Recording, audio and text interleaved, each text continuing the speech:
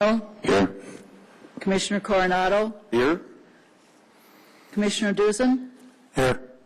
Commissioner Elrod. Here. Commissioner Graham. Here. Commissioner Metcalf. Commissioner Ranville. Here. Commissioner Rudnicki. Here. Commissioner Samuelson. Here. You have a quorum. Thank you, Doreen. Commissioner Rudnicki, could you join us up here and take Commissioner Metcalf's place tonight on the dais? Thank you. Okay, the first item on the agenda is to approve the minutes of the April 9th meeting. Do I have any motion to approve or comments? A motion to approve. Second. Any discussion? I did have one small item here on page 2, line 11, the 7-0 in favor of Chair Pro Tem. I think that should have my name in there, Coronado, as chair.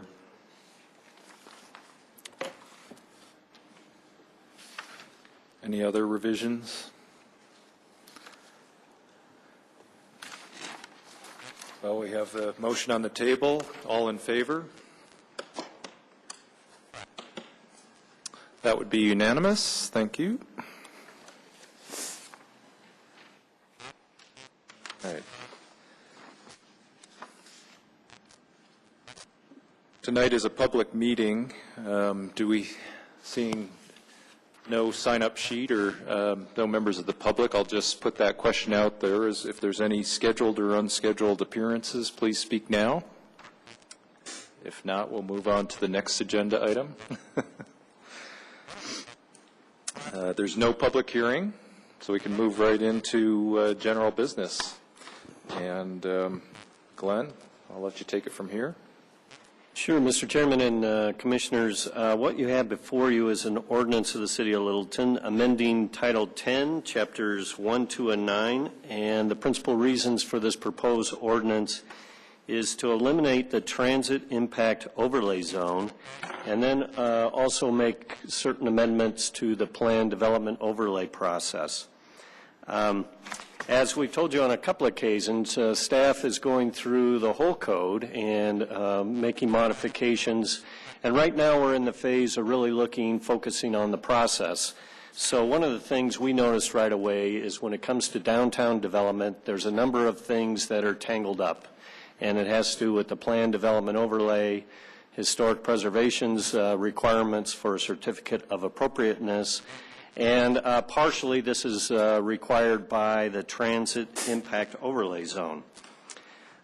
We started with amending the PDO process to basically change the final approval authority to be by City Council, by ordinance, and our concern was that would create a more defensible plan development overlay, and we talked about is a PDO zoning and what's the various process. So we had a number of steps recently, and let me just run through them. Back in March, we presented that ordinance to the Planning Commission. The Planning Commission recommended denial, and some of the concerns we heard was if you're talking about reducing the process, now you've added at least two hearings by the City Council. We had a public hearing with the City Council, and we heard some of the same concerns from the City Council. So we went back and came back to the Planning Commission in between the first and second reading of that ordinance to kind of lay out for you some of the plans that were in staff's head at that point, one of them being removing the transit impact overlay zone, because that requires a majority of the PDOs, whether it's needed or not. We did get a lot of good input from the Planning Commission at that point. Some of the things we heard is perhaps the TIS isn't necessary. Perhaps we look at it becoming more of an incentive zone versus a protection zone. I think also we heard that perhaps when it comes to PDOs, the Planning Commission should stay the approver but allow the council a case to be appealed to the City Council. We went back to Council, and they also denied our proposed ordinance for the PDO. Again, time was a major concern, and so they wanted to see it come back with the transit impact overlay zone. So that's what we have before you tonight. We probably, I guess in hindsight, probably should have started with the TIZ because that, I think, was set up as, number one, a protection zone. So there's kind of two policy questions that are in front of the Planning Commission. One is, was the protection necessary? And I provided the early staff report back in 2000 that staff did, outlined some concerns, and in talking to some of the staff who were here at that point, the concern was that, particularly in the downtown area, that properties would be acquired, the existing neighborhoods would be taken down for surface parking lots, because the fear was that there would be such a demand for parking around the transit station that we would lose a lot of the historic resources that makes downtown unique. So it's been, I guess the other question would be then, does the additional process, which is requiring a plan development overlay coming before the Planning Commission, does that really provide the protection that was needed? And I guess staff will lay out for you that we think no on both counts. It's been a dozen years now. We really haven't seen a request for large-scale assemblages of property. I think there's enough value in the downtown that turning our area into surface parking lots, the value just isn't there. So we haven't seen the demand. And then I think as I've reviewed the ordinance, it really didn't provide much teeth to the Planning Commission. And I think it was wrought with issues if you did end up denying a case of a project that had, that was in every other way in conformance with their existing zoning. Also, I think as we strip that away, because there really isn't that big a risk, I think we'll find a much more efficient process at the end of the day. So that's what we're going to propose to you. I guess real quickly, what was the transit impact overlay zone? It was basically a circle with a half-mile radius drawn around the downtown transit station and then also the mineral station. It required that any addition of a primary structure, an accessory structure, or an addition to an existing building of 500 square feet or more required a planned development overlay. It also said that if anybody within that half-mile circle needs a variance, that it would be preceded by a planned development overlay by the Planning Commission. Also, there was a requirement that if there was any large-scale assemblage, and again, I'm not sure how we would know that, and that would mean if somebody was buying up individual parcels to make a larger parcel, that would require a planned development overlay. And then finally, there was just kind of a catch-all that anything that would significantly impact or alter an existing neighborhood, we could require a planned development overlay.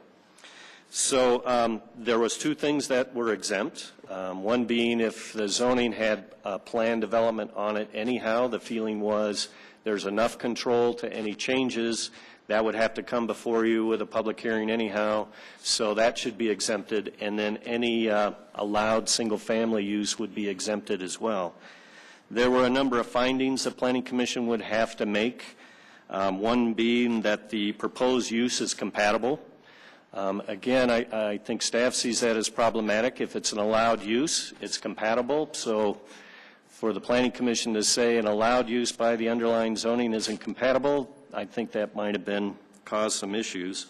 That it shall not impact neighborhood traffic, that the architectural design should be compatible with the surrounding neighborhood, and that it meet the outdoor lighting ordinance, which of course any development would have to meet that ordinance as well. So what we're proposing is basically to get rid of the TIZ in general and then make some changes to the plan development overlay process. Again, what I mentioned is we originally proposed to you that a PDO would get a recommendation from Planning Commission, go to council, and council would have the ultimate adoption. I think after looking at the fact that really the TIS is what creates the most opportunity for challenge, and if the TIS goes away, I think the process is the way it's set up now works just fine, with the one addition that if an applicant is aggrieved by your decision, they can appeal to the city council versus district court. So that's the one change that we put into the process right now. It's still, a PDO would still be approved by the Planning Commission by resolution, but an applicant would have an opportunity to appeal your decision to the city council. And then we did some other things as far as straightening out how the Planning Commission works with the Historic Preservation Board. Right now, if it's, let's say, a property in the Main Street District, and they were doing something to require a plan development overlay, it would take a couple of different steps with historic preservation. They would see it first from a sense of architectural review, and they would give you a recommendation, just forward a recommendation to you. You would hear the plan development overlay, approve it, and then when the applicant gets to the point where they want to get the official certificate of appropriateness from the Historic Preservation Board, they return and have another hearing with the HPB and get approved, and then they would be into the building plan review or permitting process with us. What we did is make it a small change that if they're ready to do their certificate of appropriateness, they can do that initially up front, get that approved, you'll see the recommendation of HPB, and then you make final approval. So there's the potential of saving an additional redundant hearing, really, with the Historic Preservation Board. And then there was one other final thing that gave the Development Review Committee some discretion over if, in the case of the PDO, if they were approving a final site development plan, then they wouldn't necessarily have to go and get a final plan development overlay. And I'm sorry, this is really confusing. And but really, that doesn't make sense. I mean, they really almost are the same document. A final development plan is really the same as a site development plan. It's the same amount of detail. So rather than leave it up to the discretion of a future committee that will probably erase in the future, we just took that portion out. So in summary, staff feels that this is a good ordinance. We think the threat from rampant, inappropriate redevelopment really has not occurred in the past dozen years. Even if it did, we don't feel the PDO is necessarily the best tool to deal with that. We do have some new tools in place. We have, again, the Historic Preservation Ordinance, which requires additional architectural review, certificates of appropriateness. We have design guidelines for the downtown, as well as design guidelines for the historic areas and the historic landmarks in our downtown. And we have planned developments. And one of the things I pointed out in the staff report, if you look at that half-mile radius circle around the mineral station, it's all areas that are zoned planned development or single family, the two things that are exempted by the TIS ordinance. So it really shouldn't even be applicable to the mineral station. So we think also that subtraction of the TIS district reduces the amount of challenges, and therefore we think the process is just fine with Planning Commission approving it with the addition of Council's approval, and we think we bettered the coordination between Planning Commission and Historic Preservation on historic properties. And with that, Mr. Chairman and Commissioners, I'd be happy to answer any questions you might have. Okay. If you just kind of look to me for recognition, but feel free to ask questions. I'd just like to kind of coordinate this. So, does anybody have any questions for Glenn on this? Mark? Well, one comment, one question. April 17th, Council denied the proposed ordinance. What was the vote of Council? I don't remember. I believe it was unanimous. I'm not sure. Okay.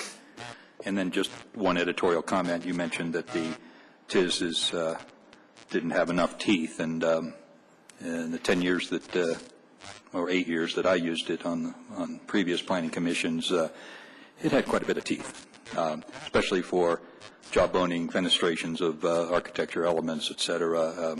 We were able to utilize it fairly well. And I don't think we ever turned down a TIS application that I remember, but we were able to influence some of the final product that the developers would bring forward. So. Randy? So this is eliminating the TIS, but it maintains the PDO, Yes. and you're just modifying the PDO. Right, right. So if anybody wants to vary from the underlying zoning requirements, they still have the option of going through a PDO process. But it's not mandated if you're within the circle. Okay. I have a question. On page 2, it says other tools are put in place such as historic preservation ordinance and the Main Street Historic District. So that applies for that half-mile circumference that is west, I guess. But what about the other half-mile that is east? What are besides the PDO, what other tools do we have to protect that area? Well, it'd be the same design guidelines that we'd use in the downtown. Actually, we have different districts, so that applies throughout the city. So those are still in place. The only question, and you have the underlying zoning and the requirements of that. So those are really the tools in place. The only thing you're taking away is if somebody wants to do an addition of 501 square feet, we don't have a hearing here. Whether it meets the zoning or not. So I think the underlying zoning and the design guidelines we have in place really provide the protections that the city needs. And if I remember correctly, there is a couple of streets, or maybe just one street, that is designated historic zones, or so would that fall under the guidelines of historic preservation? Okay. Correct. And I understand that the TIS didn't really have any additional criteria or incentives as part of it originally. So without the TIS, there will be no special opportunities within a transit area. That word is gone. Not specifically. I mean, in the Main Street District, there are some incentives for development and protecting the areas along Main Street. But no, there's no incentives tied to proximity to the transit station. Or even different standards in terms of underlying, the zoning the underlying zoning doesn't change. It's just what it's been. Right. So the mineral station is pretty much per current zoning. Correct. Okay.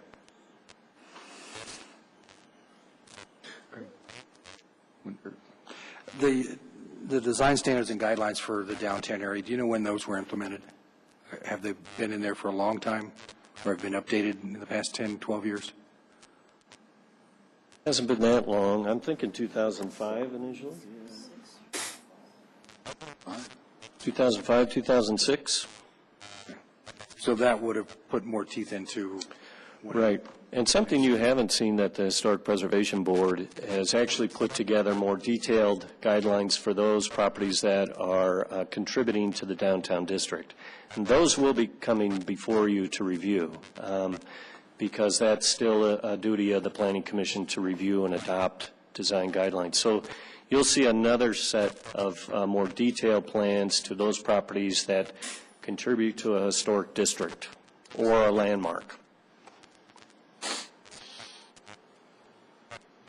Will they be piggybacked onto the original guidelines and standards, or do they That's have the to do plan. both, or how's this going to work? Well, that's actually something that staff's working on, so either that we or, don't huh? have, in case of A, C, B, and, right, we don't want to create more confusion. Yeah, we don't save time, we create more hassle, so, okay. Yeah. The one question I have is, in your recommendation, you talk about the downtown neighborhood plan, recommending this. I'm wondering if there's a relationship to the overall comp plan, too, because some of those areas are outside the downtown area. And it might go back to the question about how elimination of the TIZ might impact those neighborhoods that are not in the historic district or outside there. Well, again, it exempted single-family properties, so any change to a single-family, the TIZ wouldn't affect anyhow. I couldn't tell you if there's additional language. Are you thinking like primarily along Littleton Boulevard, perhaps, some of the retail there? Yeah, it seems to me that mineral is not an issue because of the PDs that are in place there. Right. And I'm just trying to think outside of the historic district and outside the downtown area. It probably would just be Littleton Boulevard, that short section above the railroad tracks.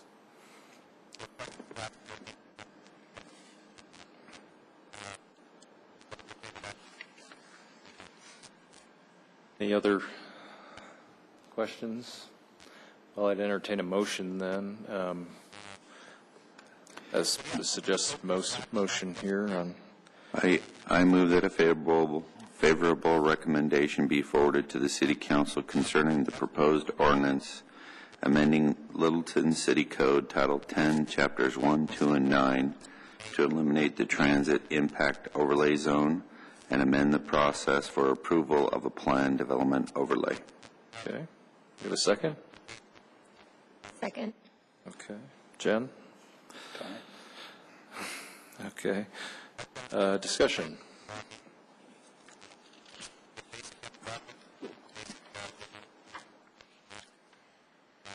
Well, I think it does simplify the process, so I think it makes sense. And one of the things that's been interesting in seeing the requirement for having to do the PDO is that people would often ask for either increase in height or maybe something else. So I think it'll encourage people to go more so straight zoning rather than come before and have to be required to put together a PDO. Okay. It doesn't require PDO, does it? Well, right now, currently, with the TIZ, it does. Yeah.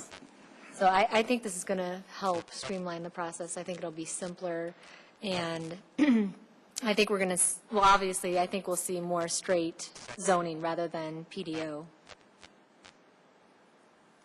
One of the things that I always kind of like to think about is, what are those sort of best case, worst case scenarios of it playing out, and I guess I would ask my fellow Commissioner Rudnicki, who's been, in the go-go days of development here when there were things happening, you probably did see a number of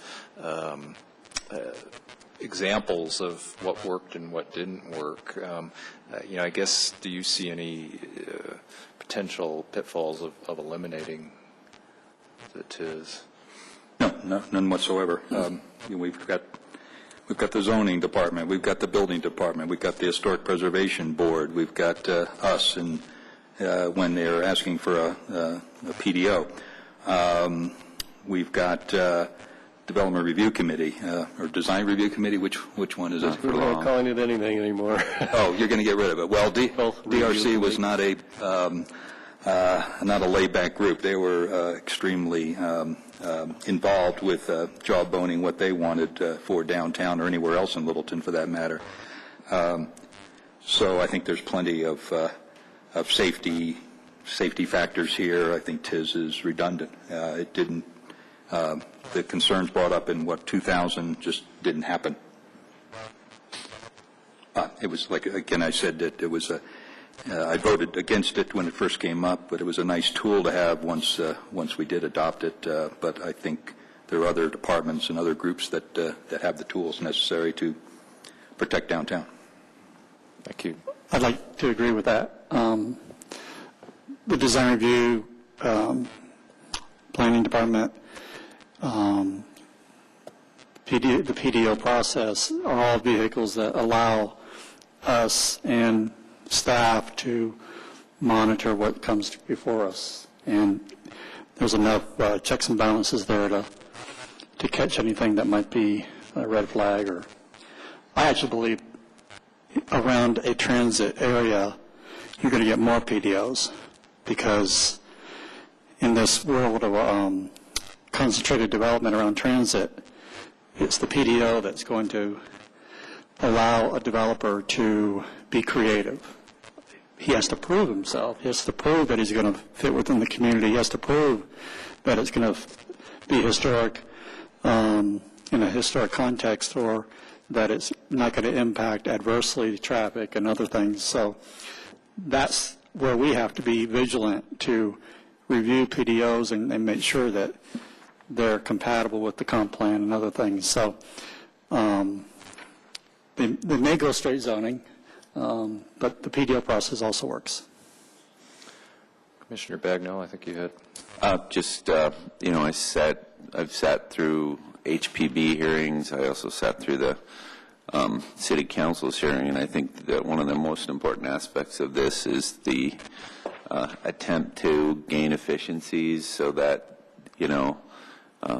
developers coming to the city, people who are already owners within the city can have a more streamlined process. So I just second that on that.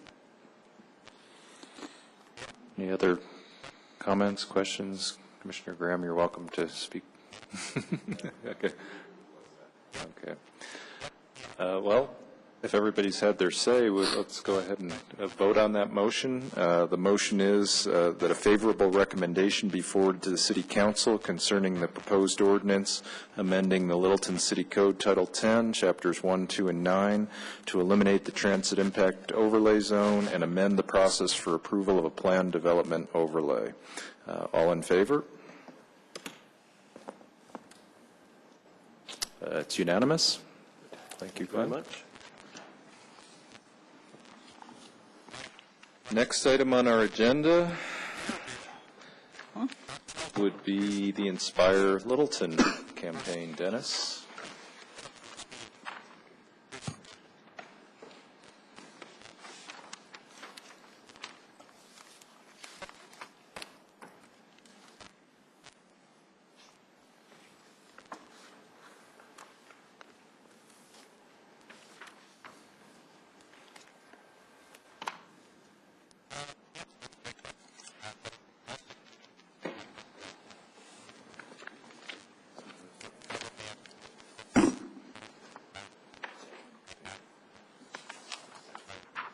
Thank you.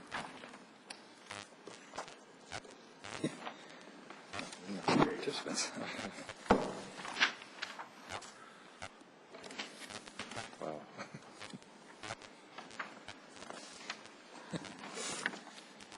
Another tree dies. Lots of stuff.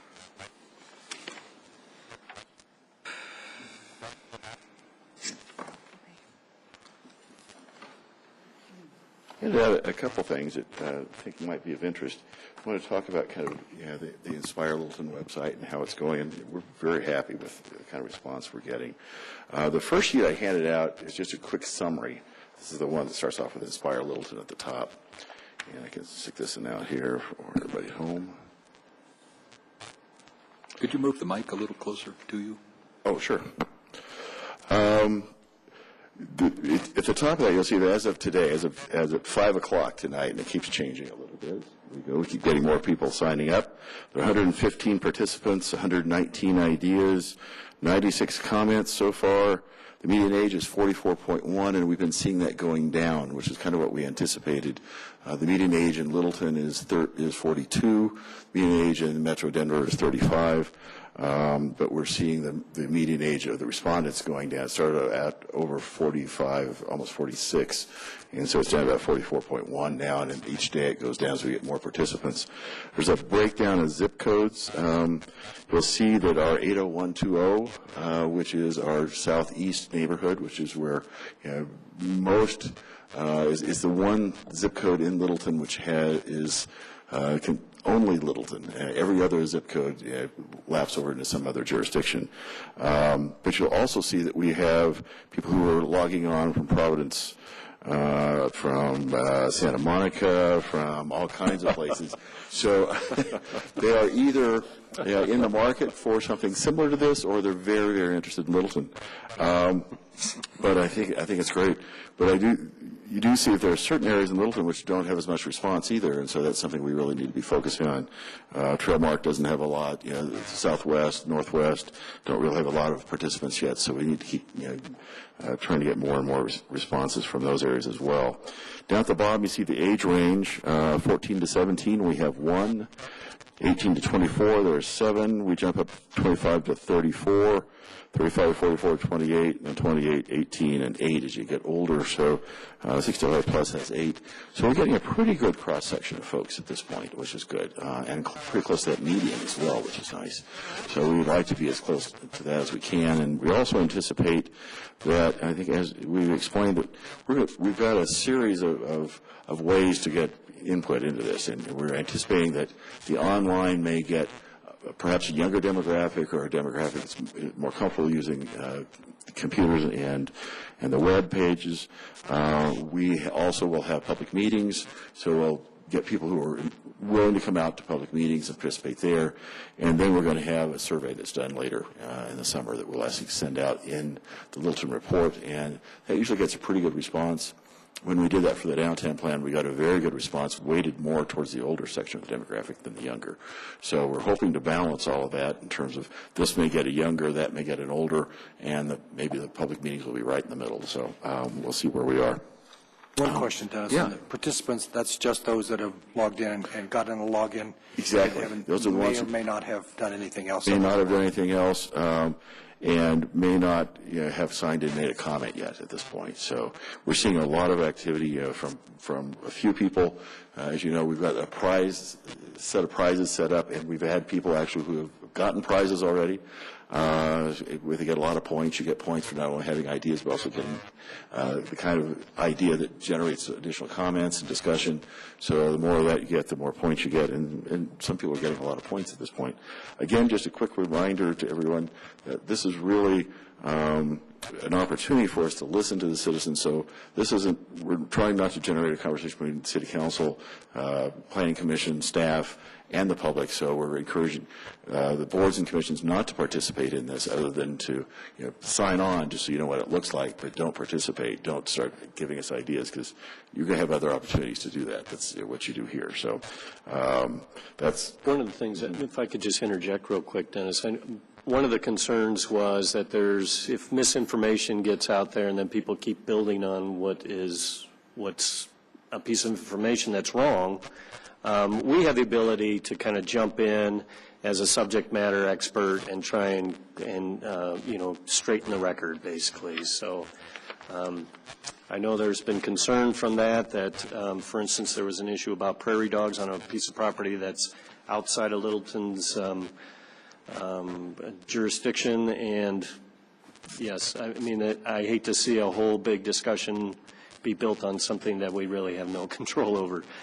So we'll be more diligent in kind of interjecting ourselves and setting the record straight if something like that comes up in the future. We're really learning as we go along. We have a meeting every Thursday with the staff from Mind Mixer, and they've been very helpful as we come up with questions. That kind of question came up last week, and said, well, here's how you respond to that. You actually have the ability to go in and you change a question, actually make a comment that actually is highlighted in a little box and says, this is from staff, and here's what we have to say in terms of this particular point. So it's a real opportunity. So we keep finding things we didn't anticipate, but there are great answers, I think, for most of these things. The second hand... Excuse me. Yeah, excuse me. Go ahead. Yeah. A couple of things. What is Trailmark's zip code? She left. Does anybody else know? I don't remember what it is. I had it marked on another sheet, and I don't know which one it is. I was just curious as to which one. It is one of these, and I don't know what the number is, Mark, unfortunately. The other thing you'll notice is that there's one zip code you may not recognize, one of the 6/8s, where there are quite a few people signing in. That's Omaha, which is the home, I think, of a mind mixer, so those are staff people there checking in to see how it's looking and participating on that standpoint. So, one other comment. I can see not wanting to get involved with prairie dogs outside the city of Littleton, but if you start massaging too much of responses and don't think they're proper, you could be accused of censorship, steering, and absolutely. That could backfire on you. We'll be very cautious on that, and we'll kind of use the guidance from Mind Mixer as well in terms of what they've seen with other cities. But definitely, I think correcting is one thing if it's misinformation, and we know why it's misinformation, but we certainly don't want to direct the language, and that's again why we don't want boards and commissions participating. We just don't want that kind of conversation going on. We really want it to be a citizen conversation.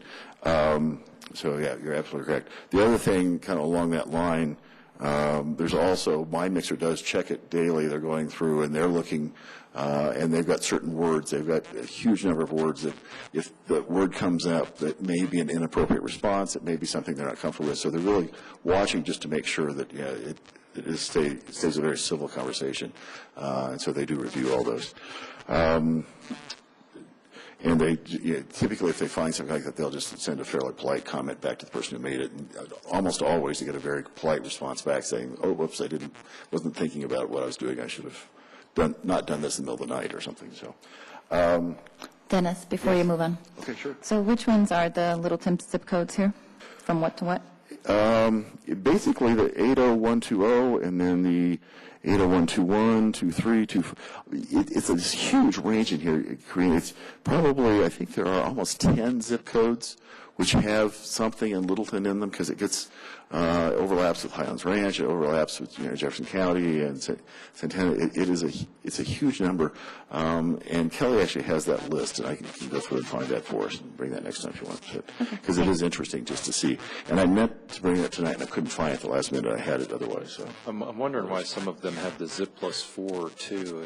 I think they just put them in just to get even more detail when people put them in. If a participant adds that, then they like to know even more specifically where someone is.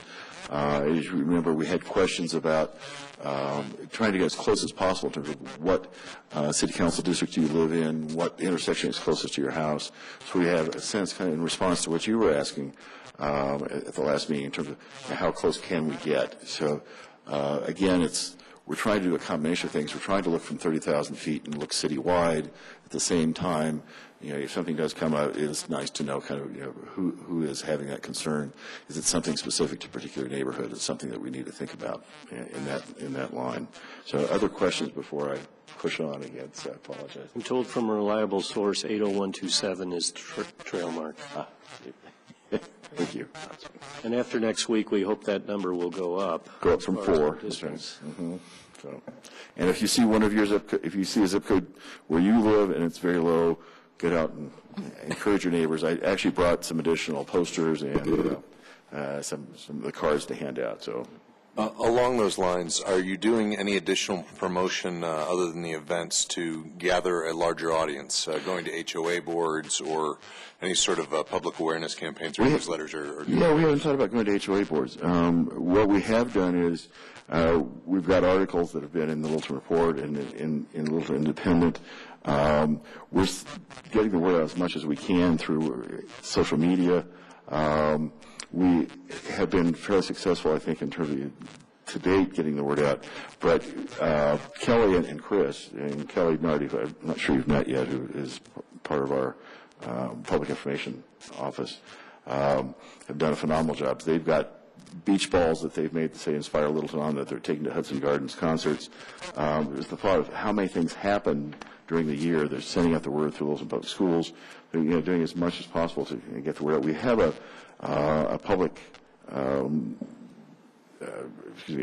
marketing strategy that Kelly's put together, and I think I brought that last time, didn't I? So if you haven't seen it, I'd be glad to bring that again and hand that out, or even email it to everybody if you like, because it's pretty thorough, and we're always open to other ideas. So I'm sure if there's some other way to get to people that we haven't thought of, we would appreciate that too, because we're hoping this continues to build with word of mouth and as we go. So the meetings will build the website will build the meetings, and all kind of of works together, I think. So Dennis, I actually do think that's a great idea, and along those lines, it's, what are some other established groups, so churches, and so going to the church leaders, whatever they may be. So it's just another avenue as a public announcement to a greater group, so it just reaches beyond what we can touch on our own. Exactly. We're a little unusual in Littleton. Our HOAs tend not to meet.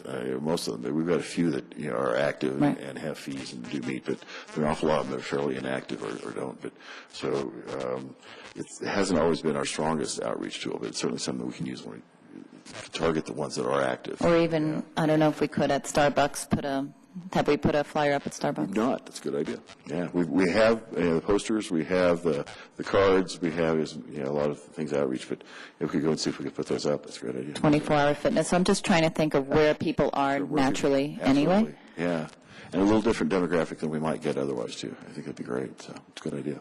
Okay. Any other ideas, too? Aberdeen Village. Aberdeen Village meets next week. Okay. If you'll take a poster and some cards and let them know about that would be great. So, and encourage them to sign up. That'd be wonderful. So, okay. You can get that stuff to me. There's some right up here, and if you want more, I'd be glad to have it. I left it at the top of the Stay up desk. there in the office. No, at the desk, top desk. So. I'm sorry, where? The desk right here. Okay. So I brought some out for everybody. So, if you want more, I'll be glad to get some more too. So, any other questions or thoughts about this first sheet? Good. Actually, I do. So we talked about what the definition of participants are, and then ideas, comments. What about votes? Is votes comments? Votes is different. We have different types of questions. Vote is, for example, what zip code do you live in? It's not an idea, it's a vote. If it's a yes or no question, it's a vote. So those are the votes, as opposed to the idea ones. So they're separated out that way. So this next sheet actually does that a little bit. The first three are votes, for example, on this 11 by 8.5 by 11 by 14, the legal size one. Has the first three are votes, and then we get into ideas and comments. So votes are on questions number 1, 2, and 3. Where do you live? They get to vote in terms of what they live in one of the council districts, or do they live somewhere else? Where do you work? And then the third one is what's the closest intersection. Those were all votes. So we gave them a multiple choice, basically, so of where they could be. You'll notice that those numbers are fairly low. Given the numbers that we have on other places, we have 23 people saying where they live, only 15 saying where they work. And of the 15, there are only 5 that work in Littleton, 10 that work somewhere else. So, and then which of these intersections are closest to you? We had 23 people voting on that one again.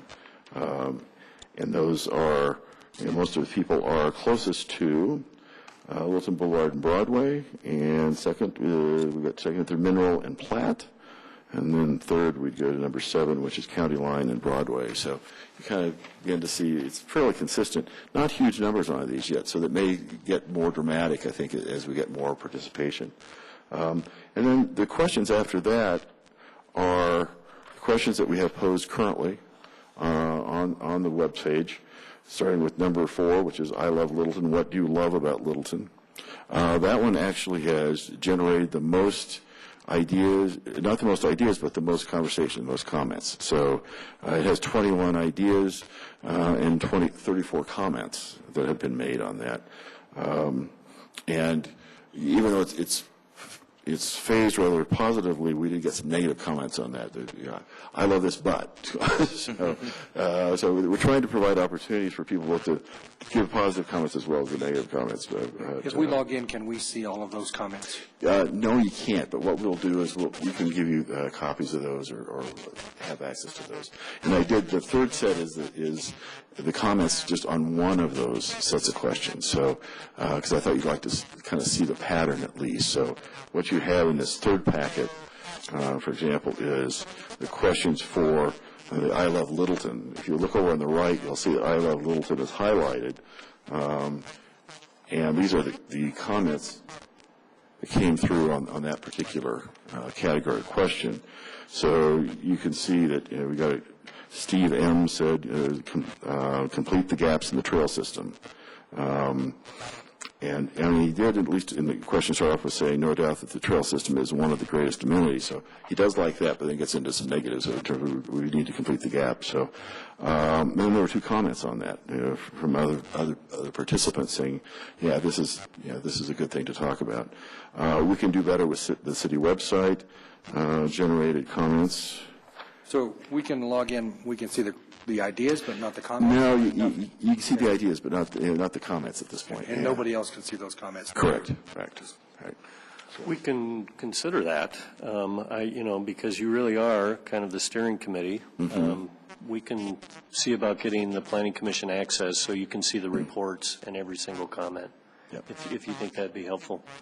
Why wouldn't we allow the comments to be seen by others? I mean, if you just kind of think of Facebook, or one person posts a comment and someone responds to that, and that happens on Facebook, that happens on TripAdvisor. Because we're getting comments building on other people's comments, so I'm sure they're visible. There's access there. When I logged in, I thought you were able to see the comments. Maybe not all of them, but I was able to see people responding to other people's comments. Okay, good. That's how it should work, yeah. Or expected.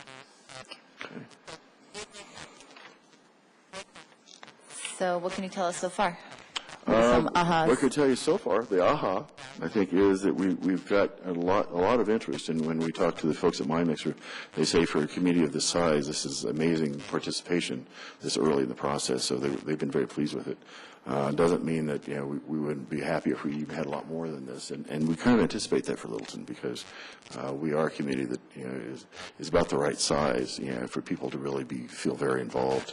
And we have a history of that involvement, so we're anticipating that we'll get a lot of involvement as we proceed through this.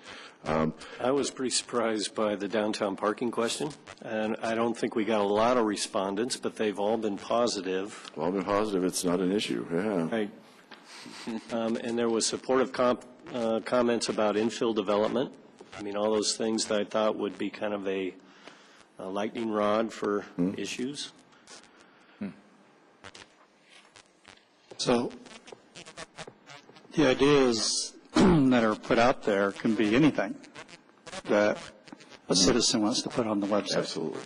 Yeah. And so we'd like it to be, within this theme as much as possible. As the idea is, we'd like to have it responding to this particular question, this theme, so we can have a topic of discussion going on. But certainly can vary from that. Yeah, and it has. This is beginning to lay the groundwork for developing the comprehensive plan or updating it, which to some degree is a physical plan of land use and open space. Questions like we can do better with the website is not a comp plan question. Right. Now, they don't know that. Right. So I'm curious, how do you take all this at the end of the day, and I guess you just pick out the items that relate to a comp plan topic? Absolutely, because I think we're going to find the same thing when we get to the public meetings, that we're going to get a lot of comments that really are not relevant to kind of, as you said, the land use and transportation aspects of the plan. We're going to get a lot of comments that are very particular to a particular neighborhood or a particular issue that really aren't appropriate for that level. The 30,000 foot, it's really an immediate issue that they have. But it's an opportunity, it's a forum for people to voice those, and so they're going to take it when they can. But you get other information that you probably wouldn't get otherwise. Right. Absolutely. Yeah. And we typically have to filter, even from the public meetings and from any forum we use, what are we really looking for? Doesn't mean we lose those other comments. Those we try and hang on to too. And so if there's something that it's good to have those and to know what else is happening in city services and try and pass those on to the right place. So it's a dynamic website, so you can begin, or can you? I apologize, I wasn't here when Inspire was here. In fact, you can lead the discussion in a way. Absolutely, yeah. Yeah, I suppose you could. What we've done is, in terms of adding questions, we could do that. I don't know if we can do that in terms of actually the actual commentary that's going on itself. I think the participants can, certainly. They can lead it away. What we've done is we've looked at having 12 questions on for the first 2 weeks, basically, and then adding an additional 2 questions that really kind of fit together.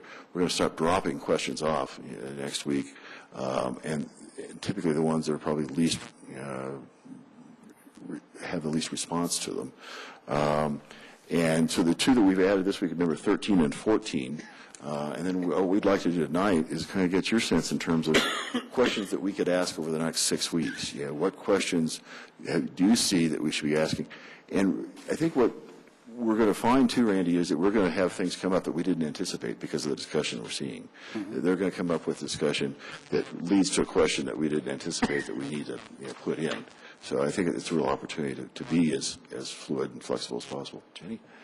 Well, one of the things I was noticing, like for the ideas that people were, it's been great to see all the different ideas. But it's interesting how those ideas could actually be grouped together in categories where maybe there'd even be a greater combination of comments, feed, or discussion back and forth by grouping. I don't know, I was just kind of curious. Or if maybe some of the questions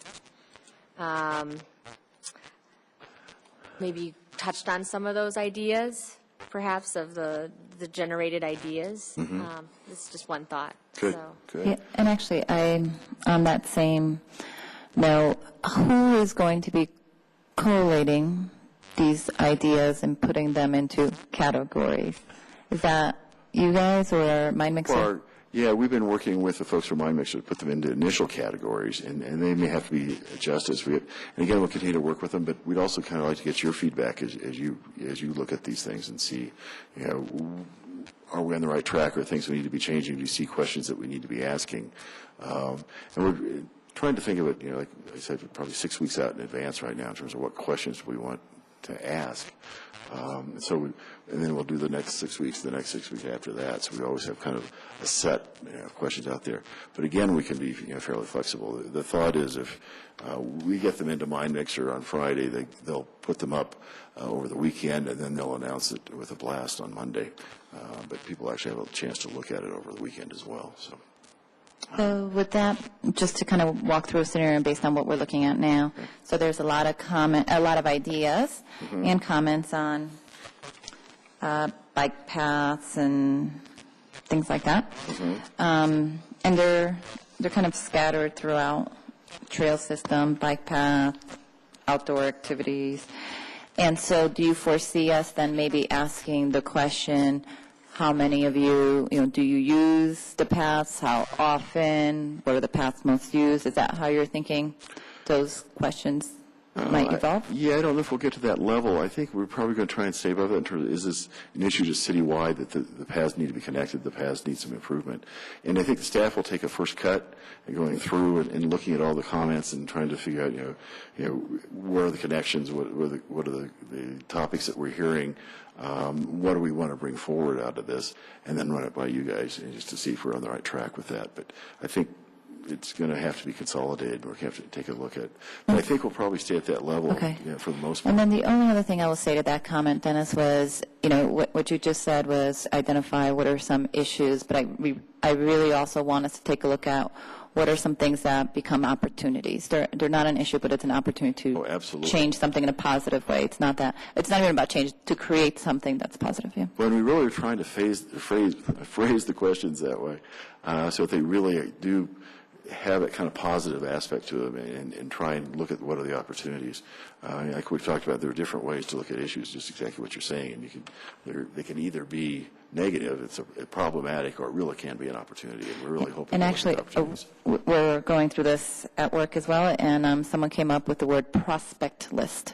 So as opposed to an issues list, it's a prospect list, or you can have. So I think that resonates. Like people understand, okay, what prospect is. It's something that is, an opportunity, but just another way to phrase it, maybe. I do like it, It appears that we're getting a number of comments about favorite restaurants in town. Is that coming from the I Love Littleton I think it comes from question? I Love Littleton. And because yeah. obviously we And- lead them to say that and, Right. list your favorite restaurant. Right. Is there a way to change that question or delete it altogether? Because we're not really interested in what their favorite restaurants Or are. what their and we menu get more is and more necessarily, comments right. about Yeah, favorite that's true. restaurants. I mean, Yeah, do we that's a good eliminate thought. that question or that leading part of that question? And how do we get other things that are really going to bring people into what we're interested in? That's a great point. Exactly, yeah. But does that tell us, so maybe we're not interested in what is your favorite restaurant, but what that is telling us is dining is an important aspect for them of downtown Littleton. Yeah. That might influence maybe some decisions on development and things like that. Right, that would lead to my questions that relate to land use. In other words, there's one question here, should the city accommodate an increase in the number of housing units? Or another way might be, should the city accommodate a diversity of housing units or more affordable housing units? Absolutely. Or whatever. You bet. That relates directly to land use. And it could relate to density too. On the same vein, on the retail side, that relates to restaurants. Are there places in the city you would like to see more retail, office, less, things like that? Because ultimately, a comp plan directs land use.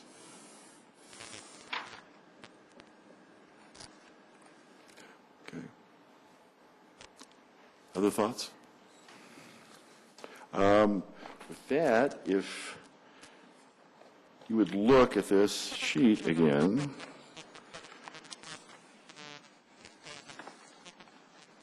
This one, the 11 by 14. The first few pages are the existing questions. We go through 14, and then after that we have kind of the bin of questions that we had looked at earlier. We actually took 13 and 14, kind of massaged it out of a question that was in there. We have changed the questions that are already in the first 12. We've changed the wording on those, partially in response to comments we got from you, and I think discussion we had internally too. So we're always editing this stuff. So whatever's in here may lead to another question, and particularly we were feeling like we might need another question that it has a little punch to it. So the retail one we thought had a little bit of punch. So we have some that are, kind of the livability, which is, I think one that most people can agree on, some that we may get some disagreement on. So we're open to either. If you see something you think may raise a disagreement or one that you think that will just kind of confirm, what may be a consensus, that we'll look at either one.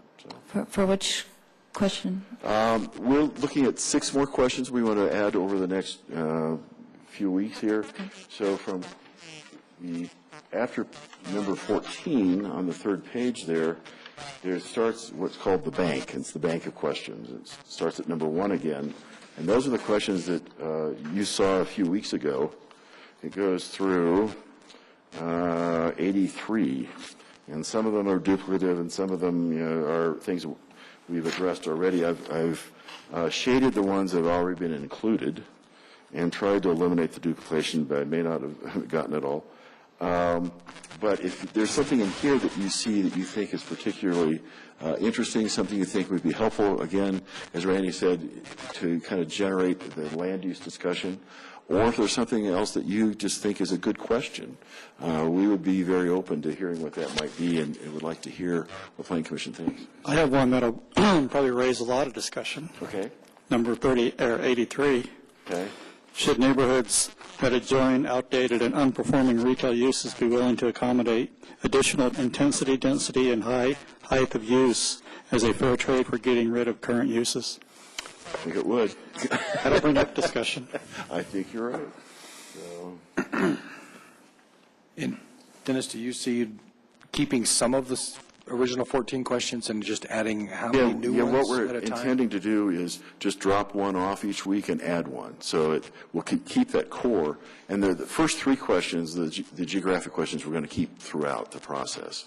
Yeah. Just so So each week, meaning over the next Until December 31st. September, so, We're going through December, with this, so, yeah. okay. I would suggest, Randy, I think that's an interesting proposal, but I think maybe to begin with, 81 might be more appropriate and save 83 to follow up on that one. Yeah, Sort of even more 82, it's a little softer. But I think that the question about the underperforming shopping centers, I think in terms of the way that people experience them, vacant stores, big parking lots, that type of thing, is there some concern out there that they should be addressed or maybe not? Good. Jenny? I think also housing, looking at a question that addresses housing, because I think that is an important area as well for the residents, especially as what kind of housing they see as an opportunity or an area that we need to improve on for the housing for our Good. residents. And the questions tend to be grouped a little bit, the way they were written and put together. So starting at like number 26, you start with some housing questions.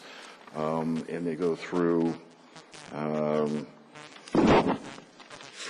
far they go? I think they only go through 30 right there. There may be some others that are scattered around. Yes. Any of those look particularly interesting to you? Okay. I would suggest from a comp plan perspective that number 4 is really good. Number 4? Yeah. Number 4 says... Brief, to the point. Number 4 says, what are the characteristics of a great neighborhood? And actually, that is a question that we are asking tentatively. I'll show you. We do have questions we put together for the public forums that we're doing. So the first one in Trailmark, for example, that's one of the things we're asking and we've given them options. It's a multiple choice in terms of, and there's another opportunity as well. But I do think it's a great question, and we might want to move that up to the full thing. We're looking at kind of a combination of some questions that we're asking on the website, also asking at the forums, other questions being unique to those forums. So it's going to be a combination of the two. So let me mark that one. Actually, on the housing, I like the 26. Should the city take a less or more active role in attracting new housing that will meet the needs of our residents? Or just in general, what is the new housing that will better meet the desires of our residents? Just finding out. I'm curious to hear from them what their needs, what they think we need. Maybe the question could be, what type of future housing do you think is appropriate for Littleton? It could steer us in looking at I like zonings. number 30 as well. Of course, it's kind of laying out an answer where it talks about if density housing has to be increased in order to maintain its affordability, are there areas in the city that might be appropriate for that? Any one of those I think would be good, because we have actually seen comments about affordability of housing units and trying to attract certain young professionals, and is there anything really appropriate for that? So it might be something that would build on those kind of comments. If people understand what the density might be, I think when the average person thinks of density, they might think of a 3-unit on a single-family lot as opposed to a 3-story, 4-story apartment building. High-rise, yeah. 5 right. lots. True. So that, I don't know that they would get the flavor, but it might bring out some discussion anyway, some comments. I think the word diversity is always good. Diversity of unit types, or from affordability to, I call it market rate housing, which is for sale housing. But is Littleton an aging community? Yes. Yes. So we're talking about assisted living, Wayncrest type home. Living, aging in place is a big issue Aging in for us. place, yeah. So. But also, I think it'd be good to get feedback from families as well, because young families looking for affordable 3-bedroom homes in Littleton, that's an area or pocket area that, so I'm just kind of curious of kind of bringing forward those real issues, and also the aging population too, of I wonder if their homes are really going to be able to accommodate them in the next 10, 5, 10, if they're going to be able to still live in their homes because of the stairs or the steps that. And one of the challenges I think we have is that we have heard from people that they'd be willing to move from their house if they could be very close to their house, but they'd want to be in something which, was probably one story, had a little bit of garden, had a little bit, it's just a smaller version of what they have basically, but they don't exist. We don't have them, and so it's just tough. And as a result, by people not moving, that doesn't open the housing for the younger families. It affects the school system. It's a pretty complex issue. So given the level of engagement that we have on housing, it sounds like we should have some housing questions on there, because I'm sure we'll stimulate a lot more from the public. And I do want to make a comment on 27 and 28. I like the nuance of just that one word that changed, so accommodate and encourage, two very different questions, which I think will trigger a series of different comments. And then the only other comment I have on 30, though, is this is suggesting or inferring that density equals affordability, and it doesn't necessarily have to. Right. And that's a very different question. So a question just on density alone for whatever reason it may be, not because of affordability. So maybe it's about separating that question, or you can leave that question as is, but there might be a separate question on just density overall. Yeah, and I think getting to what Kurt was saying, it's going to be hard to describe without pictures, perhaps, what density means. So maybe we try and delve into that another way, perhaps in the public meetings. When I do the public meetings, actually, we've got the capability with the systems that we have to actually get some pretty good analysis, I think, of what people like with visual preference, and what do you consider density. So If we want to use density, we should probably put in high density or low density. At least it maybe gives people a better idea of what we're looking for. I think if you said high density to the average person, they might get the idea of apartments or multi-family units. What's the highest density in Littleton? Or what buildings represent the highest? The new apartments? Technically, Nevada Place has got like the 68 place is units. pretty high. The towers over on Prince and Bellevue probably is the highest density that we have. Yeah. Yeah. Which one is that? The tower, tower, next to Home Depot? Yes. Yeah.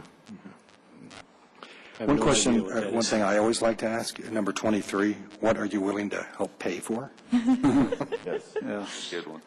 Yeah, and we actually have the ability to actually say, if you've got $1 to spend, where are you willing to spend it? And we thought we'd wait and do that later in the process when things become a little clearer in terms of what people are asking for. Here are the things that we've heard people want. Okay, if you've got $1, where would you spend it? If each of these things costs this much, so it takes some. If you give people an idea of what they could have, they'll take everything. Yeah. But what will you pay for? Usually very different. Right. On the density, is there a capability of doing the high, low, medium, and putting an image of the tower next to high, an image of an apartment next to medium, and then a single family next You to bet. In low? fact, the questions that we have up all have images currently, and we could certainly do that as part of those questions too. You have to be careful what images you pick, but That's right. That's it would right. help them understand. Yeah, and we have to find something local to the extent we could, so we'd probably use, the tower or. Yeah, so they recognize it's it. super high density, but. That's for super us, high. Maybe that's just one of the apartments up here at. Probably like Nevada Place or Alexan or Alta. Yeah, I Alexan think or so, too. something like that. That might Exactly, be- for us. That's as high as we get typically. Probably as high as we're going to see Yeah. anybody come in Yeah, and bring that's in true. at this point. And where the market is too. What did you say? You need 6 more questions? 6 additional? We How were many do we looking for have? 6, I think, yeah. So I think we've probably got them, but if there are other things that you're interested in, it sounds like we're going to focus on housing, we're going to focus on density, and which is all kind of interrelated, I think. So we'll do all of those, and then I think, Although, Dennis, I don't think it's about doing them all at once. okay, you want to spread them out? So I do, Okay. just again, to give people the opportunity to comment on, so if they're here now, let me comment on maybe 3 different things as opposed to then just focused on housing. Good. The other thing we're doing is we're kind of spreading them around. We're not necessarily just adding them at the end. We're putting them in other places and into the questions too. If we And put in do a- have Yes, excuse me. If we put in a density one now and a density one later, You bet. we might Absolutely. get different comments from Right. different people Well, and one of the during things, that I process. think those of you who know testing, one of the things you do is you put in the same question a couple times and see what the answer is as your group changes or as your group has gone through all the questioning and how consistent is that. So it's a good idea. Do we know, will the ideas and comments remain, though, all of the ideas and comments, or will some of those go away over time, too? They'll be in the archives. So, yeah, so you won't be able to comment on them anymore, but they will be there. So just the active ones will be there for everybody's participation. Dennis, I think something that would be helpful for all of us involved in the process, just like you did now, to say these, housing is grouped from 26 to something. So if you can maybe create some of those subheadings so that in our minds we can also trigger, okay, these are questions around land use. These are questions around density. So it helps it'll help me to compartmentalize some of the, and how we're going to use them as well, right? Good. And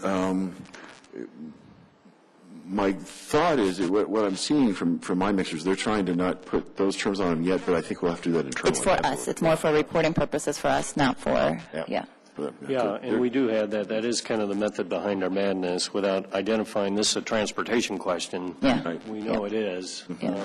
In fact, we also tie it back to council goals as well, right. most of the questions. So, And that will also help us assess like where we're too light on a particular topic, or okay, we've heard lots of comments on land use. I think we've got the message clear, and we need to get some more comments on housing or something. Well, yeah, and I think we may want to revisit, like the parking question. We've been very surprised that there hasn't been a lot of participation, and it's all been very positive. We thought that one we may need to run again later just to see if we're hearing the right things. But yeah, do that at the hoodlum meeting, I think. We'll do it. That's right. See what the comment in response. So I just wanted to confirm, are we doing one of the 80 or 81s that Craig pointed out? Something related to retail or redevelopment or commercial or? Yeah, I did mark both of those too. Yeah. So I've got 82 and 83. Is that 81, I think. 81, 82, not 83 not 83? Okay. at this point. A little too controversial. Okay. And as we group these in groupings, should we not put more than two new questions about the same kind of subject together, new, and then maybe bring another one in I later? would think so. And if we're only doing one a week, I think we can kind of mix it just automatically even a little bit. But yeah, definitely. I would think as we go through and pick our 6 for the next week, we should probably try and mix them up a little bit too. So, and if you see some holes, the things we haven't addressed in the first set of questions, we need to make sure we're covering those too. So. I also like 14, and this could be just in the future. Okay. When you think about Littleton, what comes to mind? Yeah, I like that too. Yeah. That'll either tell us we have no identity, or it'll clearly tell us what identity, at least, is in the eyes of our residents. Good.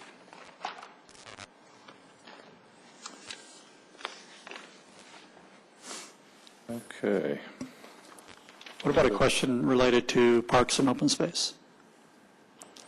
Do you already have one, or? Number 10 in there, I was 10. thinking would Not really, no. People have been mentioning parks and open space, but we don't have anything specific to that. Yeah. There has been a lot of comments on that, I noticed, but number 10 is specific to that. Good.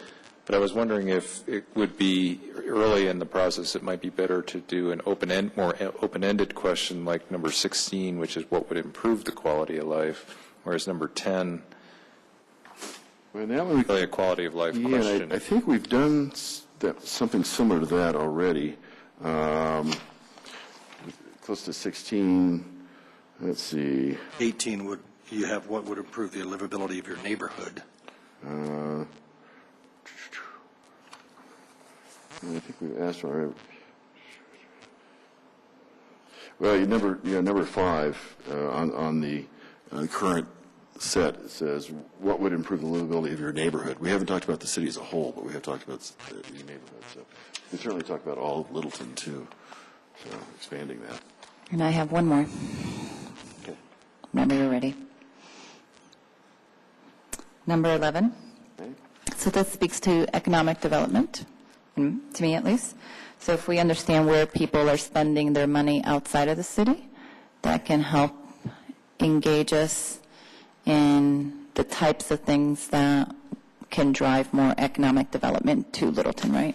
So, where am I spending my money when I'm not spending it in Littleton? And that's exactly what. Absolutely, yeah. I want to bring It back. kind of ties into the retail question that we've added this week. So I think I showed you those last two questions we added over the weekend. Which retailers would you like to see in Littleton?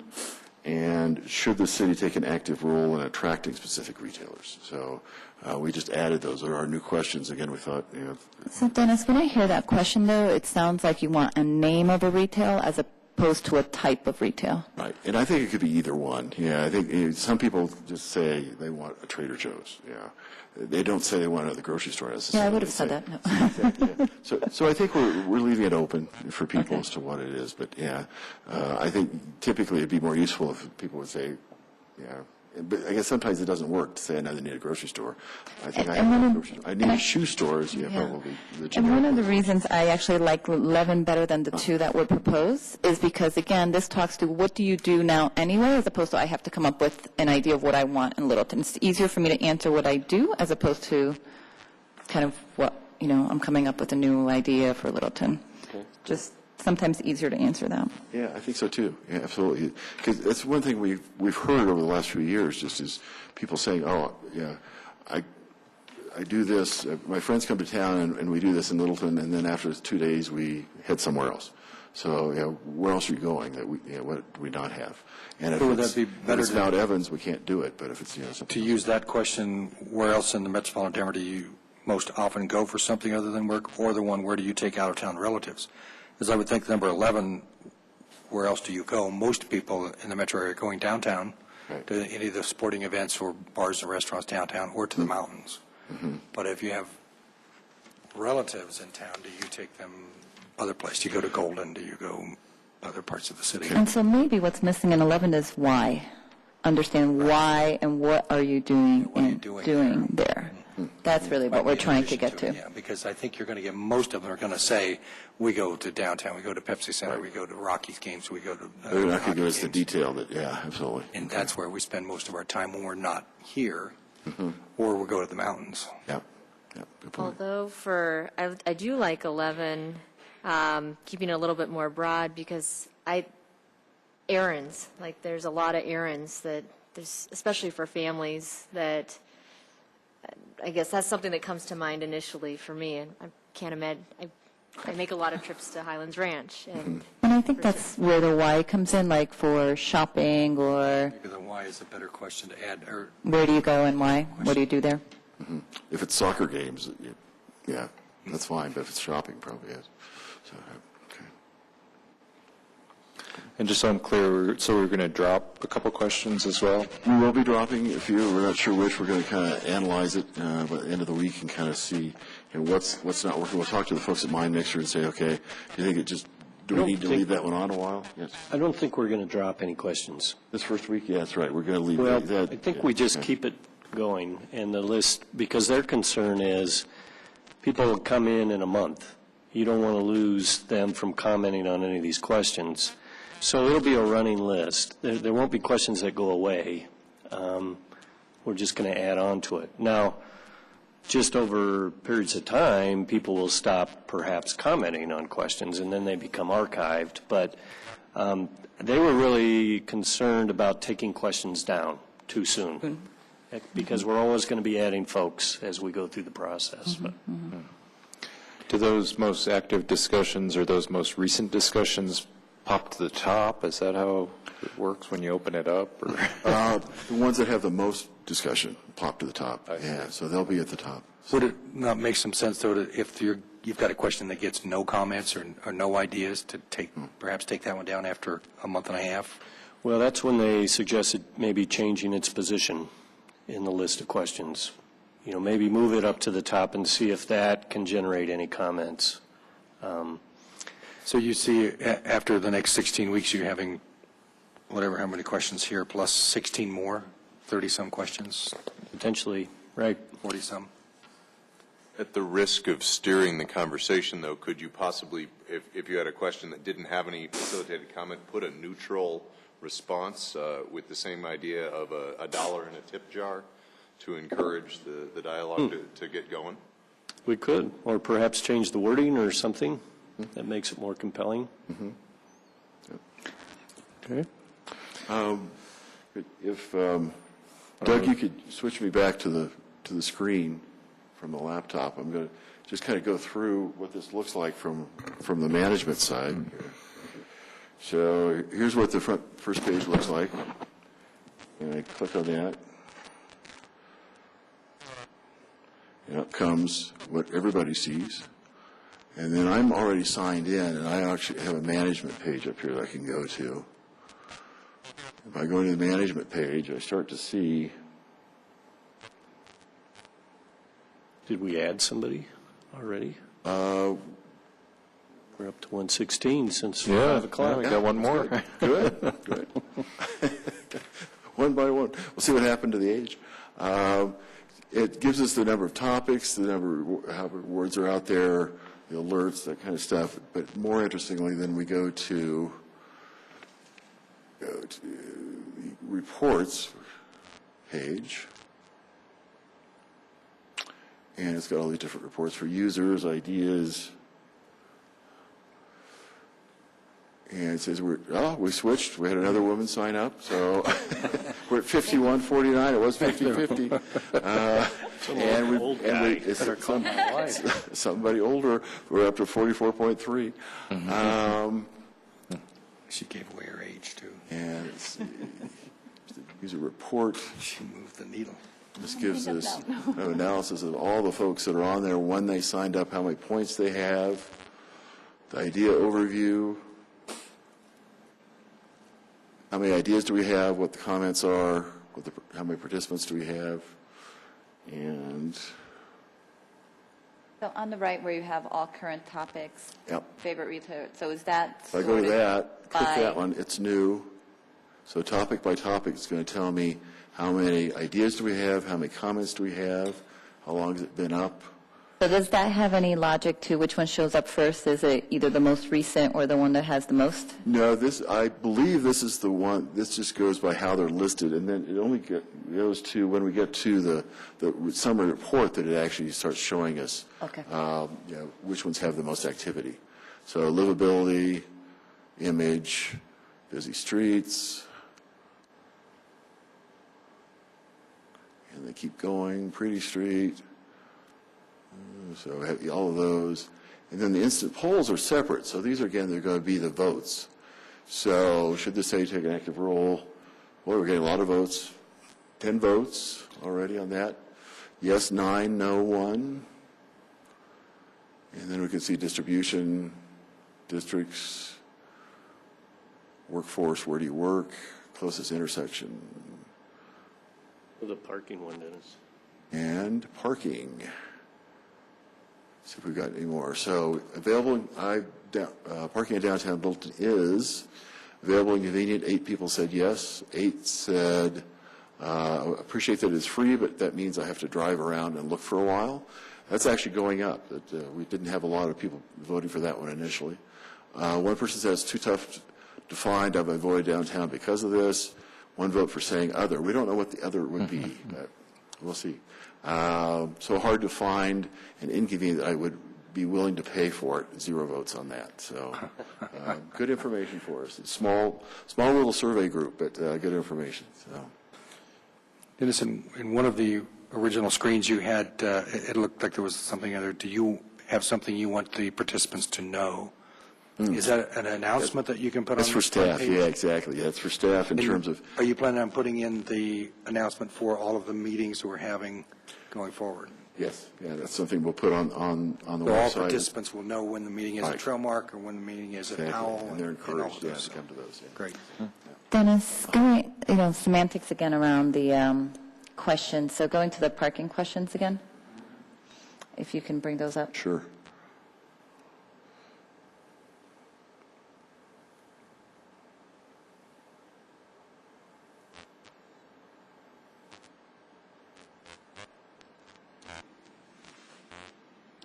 So both for the appreciate that it's free, but that means I have to drive around and look for a while, and then so hard to find, and am I willing to pay for it? So we're actually asking two questions within one sentence. And so are they voting that they appreciate that it's free, or are they voting that I have to look around? So I think that's when we can go back and ask another question later, and we can do that in the public meetings as well. We can actually, on the fly, add additional questions. If that comes up, if that wins, it's one of the top responses, and we want to really know what do people ask, we can actually divide that out. And I think that's a discipline we can instill in the beginning, as opposed to having to follow up. Because I think if we need to phrase the question as one question or one comment, as opposed to trying to put too much into it, because then you don't really know what aspect of it they're voting on, right? Yeah, it's true. Yeah, and we may not get the same person twice, but it's a good point.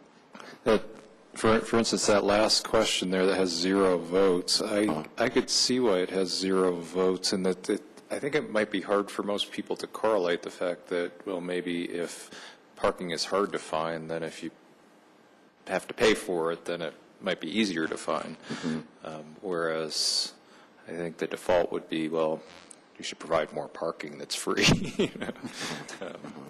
Well, I think, and at the risk of getting into a semantic battle, so hard to find, negative, inconvenient, negative, willing to pay for it, I'll call that a negative. And so it basically just says, do you want a big, hairy, and ugly, or can they just be mean? And can we just illustrate our point very cleanly with a very limited sentence that implies a negative tone but doesn't necessarily trash it all the way down? Yeah, and we've got the ability to go through and have people vote on multiple. They don't have to vote on just one, so we could actually divide them up. They said we probably shouldn't have more than 10 responses. People start, it's too much for people to try and work with. But we could probably have 10 responses divided into individual parts, and then get more specific answers to what, and if they, they could put together their own little combination of what You know what, but Dennis, this comes back to the comment that you said you're surprised you're actually getting a lot of positive comments on parking, but I think it's because of the way we're asking the questions. So I think it's really I don't think that conclusion is a valid conclusion based on the questions that we're asking here. Well, I would. If you, the last one, if you put, I would be willing to pay for parking to make it more convenient. Right, yeah, I think there's a semantic thing. Okay, Yeah, there's good. No, good points. Okay, good. Can people change their answers? They can log I back in. don't think so. I don't think they can once they're in. I think once So their votes are locked in? I think so. But could they log back in and go through it again? Or we can just ask a different You question. can't, the same computer cannot answer the same question twice. Yeah. So probably. You can't revise the question because that changes their response. True. You can add a new question. You have to add a new one. I had a whole new question, I think, yeah. It's more specific. And with an option like other, do they have an opportunity then to put a comment that explains what that other is, or? Well, there is an opportunity for here. 0 comments so far, but I would think that that they could definitely, and certainly they could put it somewhere else. There are a lot of questions that are open-ended at this point. I would think over time we might want to get, just because of the logistics of how many open-ended questions we have, we may want to pull that back a little bit over time as we get a little bit more direction. Is the intent of other here or maybe anywhere else that we have it intended to be, so one would, if it says other, then you would expect that we can freeform something, right? Or is it that we're trying to ask not applicable? I don't have a car, so parking is not something that I would vote on because, so do you know what the intent of this was? No, I don't. I don't know if that means they never come downtown anyway, so they don't know. But is other... The people that live, in Providence, Rhode Island, and therefore, so I don't. But is this a parking lot? So are these are questions we put out there, or are these free These are form? questions we put out. These are our So questions. would it say parking in downtown Littleton is other? Question mark? Is that how that would read? Other than these 4 above, yeah, the 3 above. Or 4, 3 above, 1 below. Yeah. Why would you put other without the ability to add other. Right. Yeah, you'd have a comment. Okay, so good feedback. We'll do one more thing, I think, and that is kind of go through and kind of show you what we're thinking about for the Trailmark meeting and your role. Will you have a demonstration of the website at the meeting?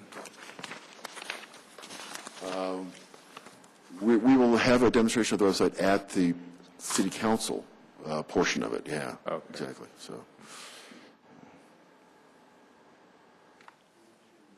Out there. Oh, that's a good point. Can we do either? Yeah. We may not at that point, yeah. Doesn't somebody have a hotspot on their telephone? That's possible. Maybe. Yeah, you can use your phone for, we'll try and figure that out. It would be, we were hoping that gets people signed up. I would think the community development director should have a hotspot on his cell phone. Yeah.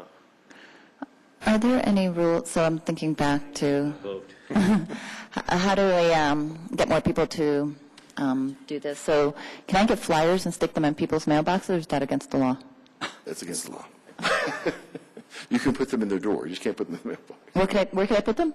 In the door. The door. In the door, under the mat, something like that, but you can't put them in the mailbox. Oh, you go down. Think any Starbucks, any coffee shop, things like that, the bulletin boards that. So these are the questions we're thinking about. Is this on? Yes. Oh, good. Okay. Thanks, Doug. Excuse me, Dennis, are you referring to the agenda now? Yeah, referring to the agenda going on to the Public outreach what's going forum. to be, what we're thinking about it. And just kind of as part of that discussion, I kind of want to show you what we're thinking about. We've talked a little bit about it already, that we'll have some questions that we've brought forward from the website. We'll have other questions which are unique to each of these meetings. And so this is a first draft in terms of what that might look like. This is just the PowerPoint part of that presentation. We actually will connect this with the interactive clickers that we have, so that you actually will go through and you'll be able to vote on each of these. So we've changed the format on these, so there are multiple choice, yes or no, so that you actually have an ability to vote, and then we can compare. And they can actually do the analysis. If you voted this way on one question, how'd you vote on the second question? So all these records, the answers are compiled and kept, and so we can actually look at that. But we're looking at having an opportunity, I think, to get some pretty good responses from each of these groups.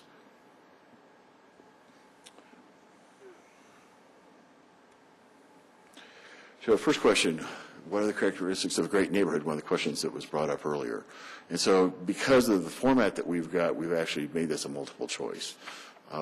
And then we'll have an opportunity later, and this is where you guys come in, I think, particularly, is kind of what we're thinking right now, is that we'll go through this, have a little bit of discussions going through it, but then break down into smaller groups, have people kind of around the room where you go and actually be able to get more detail from people. This should generate some conversation, so it should be able to get people to come out a little bit and give you a little bit more information or what they were thinking and why they answered certain ways that they did, and things that we didn't bring up. What are they thinking? What are their issues that we didn't Do we address? have immediate access to the number of people that voted for each one of these things then? Yeah, sure will. Yeah. So they're getting the little We could- clickers? The little clickers, yeah. So, Are there definitions of what constitutes a great house? nope, it's up to everybody to do, I think. Your own definition is what the idea is. So because what you think is a great house, I may not think is a great house, or vice versa. So, yeah, I think it's the thought was, I'm going to choose to live in this neighborhood because, to me, it had great houses, it had great landscaping. In Santa Fe, that's going to be very different than it is in Vail. The house will be different, the landscape will be different, everything's going to be different depending on where you are. Great neighbors may be the same, but again, you may be looking for neighbors that have similar interests to what you have. So how do you get that qualitative assessment that you're describing there? Well, I think it still gives people a sense of kind of what's important to them, whether, even if it is unique. I think it'll still give us a sense of, it's still location's important, it's maintenance is important, whatever it might be. I don't know. Does it sound reasonable to people? I guess the only question, are you implying that there's a scribe that is going to capture the groupthink that's going to come out of facilitating a question like this? This will give us the answer, and then we'll have a scribe. And we're asking that in these smaller groups that either staff or commission be facilitator and scribe. So for these smaller groups, they get a little bit more detail and part of the discussion. And then we'll be taking notes throughout when we actually have discussion for the larger process. Okay, so sorry I missed that. So these questions will be posed to everyone, and then there'll be breakouts in smaller groups? Right. It's a small room, so there are going to be small groups and literally small groups. It's a small room. We're in a Trailmark. We're at the Early Learning Center. We're in their largest classroom, but it's still a small room. So that this is, again, multiple choice, and we can get that kind of answer. Glenn, do you have other thoughts in terms of things that we need to tell them in terms of what the system is?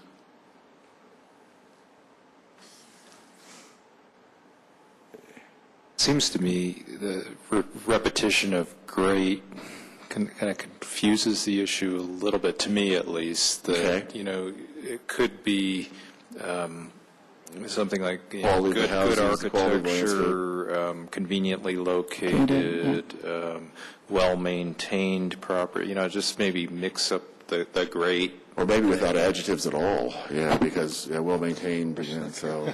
And there's no mention of schools in there, and so I think that to a lot of people, schools make up a great neighborhood, whether they're living in a And I second that. I definitely second that. That was my comment as well. I just talked to somebody today, said they moved into a specific neighborhood because of the school.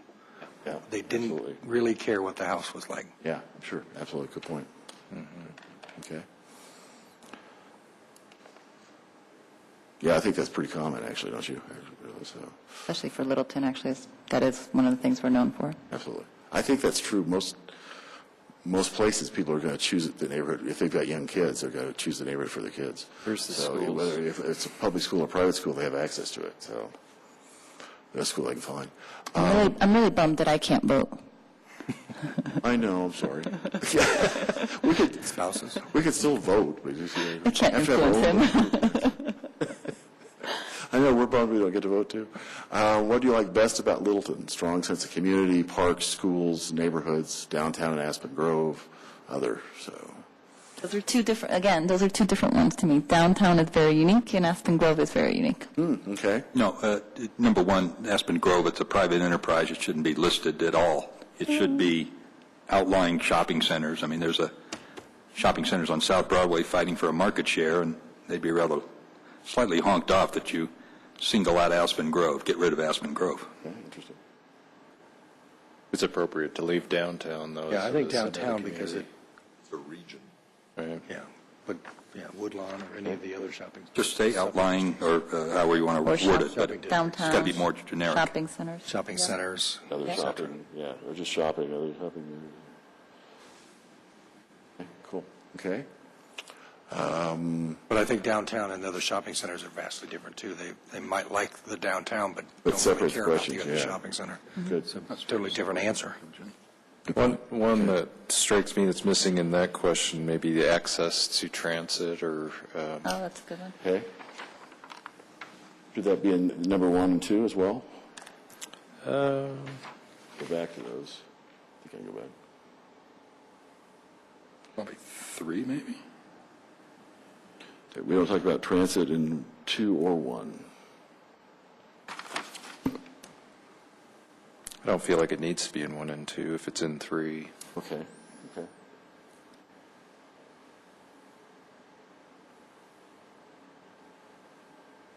Okay, other thoughts? On number 3, one of the questions that was on the list, I didn't really say anything about it, but I keep going back to what a comp plan does. How does the characteristics of a neighborhood inform a comp plan? Because the neighborhoods are set. They're not going to change. And so what do the answers give us? The question I liked back here was worded a little differently, something like, how do you envision Littleton in 10 years? Because the comp plan is going to set the path for what we do in the next 5 to 10 years. And so the question number 3 is, what do you like best about Littleton is similar in that what we're asking them to tell us is are there things about Littleton that need to change? Do we need more retail, or do we have too much? Do we need more affordable housing, or do we need more density? Do we need better access to light rail or better bike system? Does downtown Littleton need to allow more diversity of housing and more offices? It's getting some more restaurants. That's really exciting because that's what's going to attract the nightlife. So I like questions that lead us towards the future. What do you envision the future of Littleton to be? So number 3 is beginning to get there. Our initial thought was we'd kind of have this phased progression through the process where we'd start off more with kind of where have we been, kind of more historic question, what are we now, and then work towards the future as we got later in the process. But we can certainly rethink that. So do you see these questions changing then as you move through the different meetings? Right. That's the thought. But there may be some questions that stay the same, so we see kind of what the trend is from meeting to meeting. But others would change. Don't we expect almost all unique individuals to each one of these meetings, or do you think there'll be some overlap? I think there'll be some overlap, and they're open citywide, so you don't have to go to your own district. For example, even though they're in sections of the city, city council is really trying to get away from district meetings, and so are we. We really, even though we're at Trailmark, we would hope we'd get people from other parts of the city as well. Yeah, so. I would say that's unlikely, and I would say it's unlikely that anybody from Trailmark is going to come to any of the other meetings unless they happen to be in town. So I think the Trailmark one you're going to find, I think, very unique just to Trailmark, and it probably should have some questions that are going to be asked at all of the others in some way, because you're not going to get those people to respond, and they're not going to come to another meeting. Okay, good. That's a good point. Well, I don't think we're going to be able to get through all these questions tonight, but I wonder if there's any specifically that you'd like some more input on, Dennis, I appreciate or any others that popped out at any of the other commissioners that we should mark. Just one, number 8, I would add another category, housing related. That to me is a pressing long-term issue. Okay.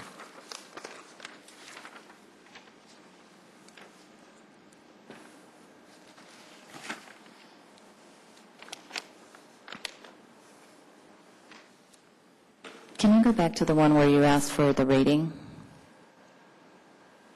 So we tripped up on this when we were rating things about, nope, you were there. There we go. So best being number 1. So again, collating this information over time. So, if you add it, then 1 is actually going to be the lowest number. Remember when we got tripped up over this?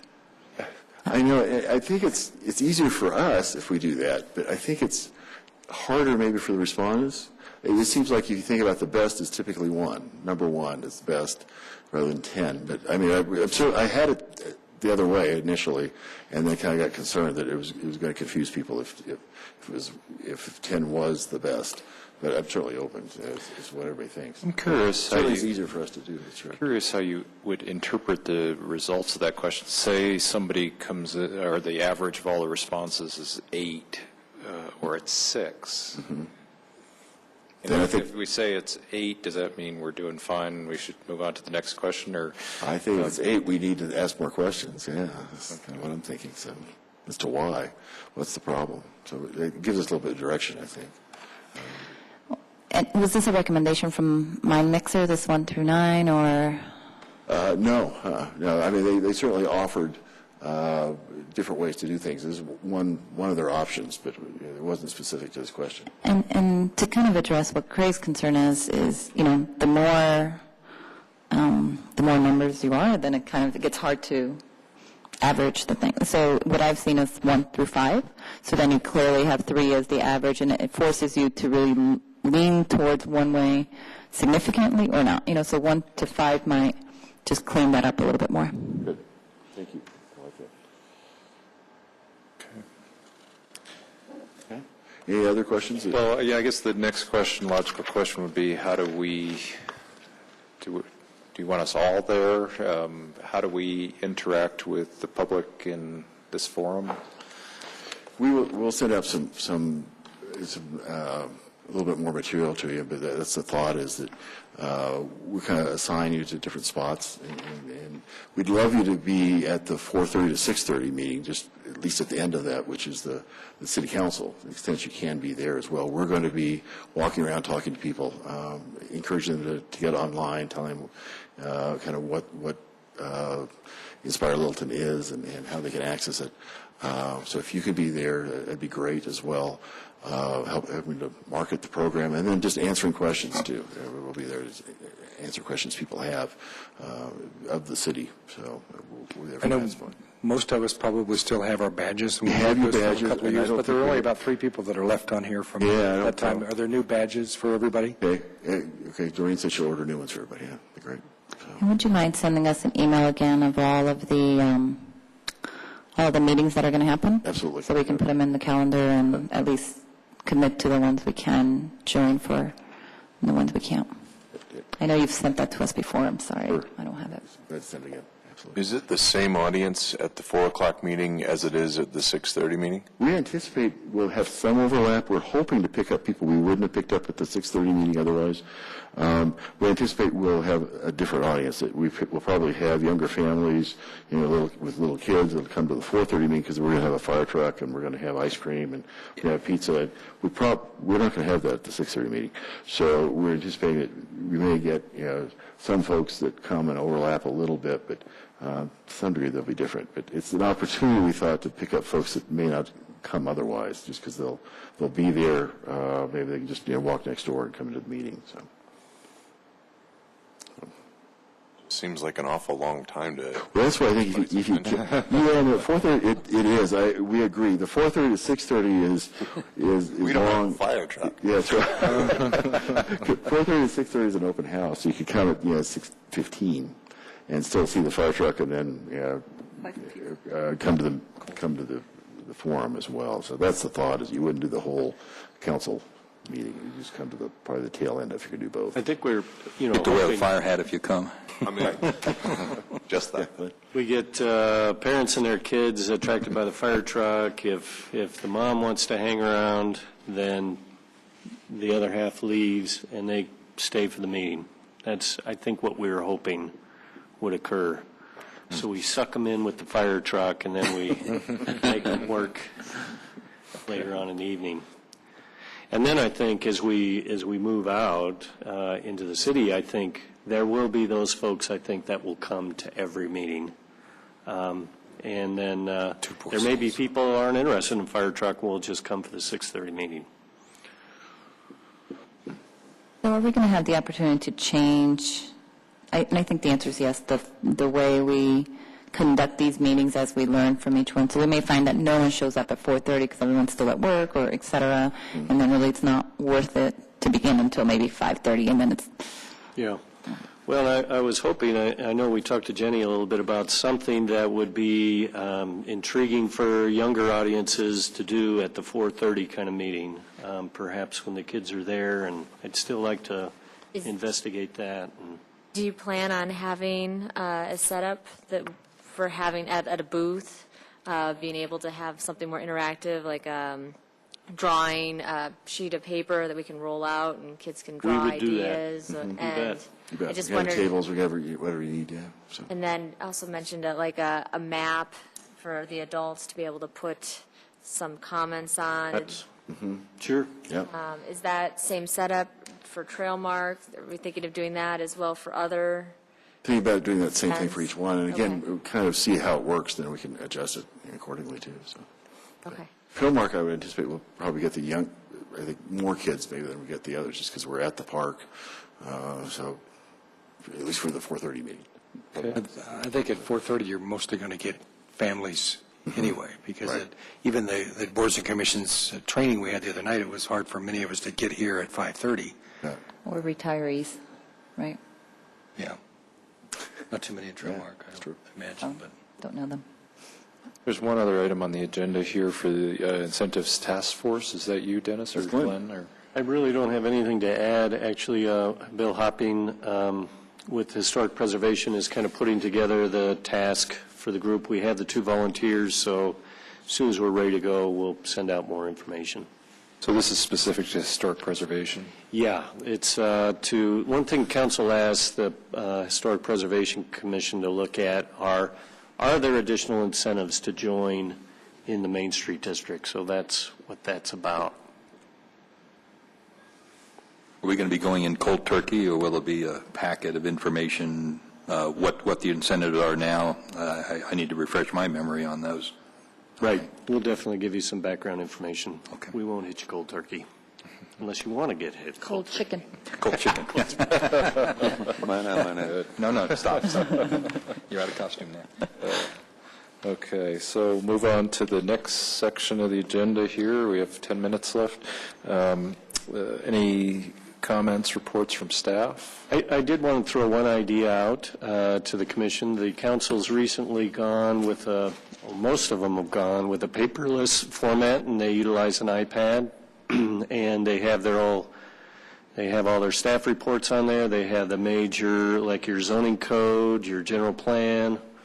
Is that something that this commission would be interested in doing? And they're going to give us all an iPad, yeah? I'll take an iPad. If it's free, I'll vote. So in lieu of this, is that what you're saying? In lieu of this? Instead of paper. And that would help us. It would reduce us from making copies and delivering them out to you. We'd send it out email. Is it possible to have a pool of them, of iPads? Seriously? I mean, those are $500 or $600. A way of doing it. They're about $700 each. Yeah. And it might not be this year. It might be a budget item in the future. But I think long-term, it would save us money. Okay, so I guess that would be the calculation I think we would want to do, right, to make sure that if we're providing an iPad to, I'll take one, I don't have one, Have to do that but. as part of the budget, believe me. We'd have to justify it. But Right. see, the council's already done it, so it's been justified. In the interim, Precedent. could people that have a laptop bring a laptop and serve the same? Can we do that? It's a little bigger, but It's all PDF format, right? Yeah. Well, the issue with bringing your own laptop is now it becomes public what's in there. I think that's part of the issue as well. Interesting. Doesn't the same apply to an iPad then? Well, right, but you'd only have your city business on your iPad. If it's a city-granted iPad. Right. Right, okay. right, if there was a pool that of would imply- iPads, then it'd be practical.